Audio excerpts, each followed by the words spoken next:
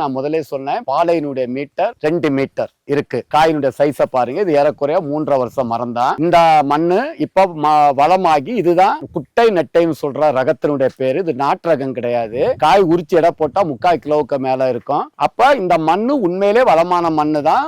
அந்த தென்னங்கண்டும் தரமான தென்னங்கண்டு என்பதை நம்ம தோட்டத்துல ப்ரூஃப் ஆகுறோம். இந்த ரகம் குட்டை நெட்டை வகையை சார்ந்தது. இத மாதிரிப்பட்ட தரமான தென்னங்கண்டுகள், இயற்கை உரங்கள், பராமரிப்பு டெக்னாலஜி, மகரந்த சேர்க்கைக்கு பக்கத்துல வேலி ஓரமா அங்க பாருங்க எம்ஒய்டி மலையின் எல்லோ டோர்ப் என்ற குட்ட ரகத்தையும் சாகுபடி செய்திருக்காங்க. தென்னை விவசாயம் செய்யறவங்க ஓரங்கள்ல குட்ட ரகமும் 1-2 போட்டா தேனீக்கள் அதிகமா வரும்போது குறும்பைகள் உதிராது. ஏன்னா மகரந்த சேர்க்கைக்கு தேனீக்கள் அதிகமா தேவைப்படும். அந்த குட்ட ரகத்துல நெக்டார்னு சொல்லுவோம், தேனினுடைய அந்த சுரப்பி அதிகமா இருக்கும். ஆகையால் இதே மாதிரிப்பட்ட தென்னங்கண்டுகள் தேவைப்படுறவங்க, குட்ட நெட்டை தேவைப்படுறவங்க பசுமை பூமியை தொடர்பு கொள்ளுங்க. பராமரிப்பு அனைத்து டெக்னாலஜியும் பசுமை பூமி சொல்லுவது உண்மை.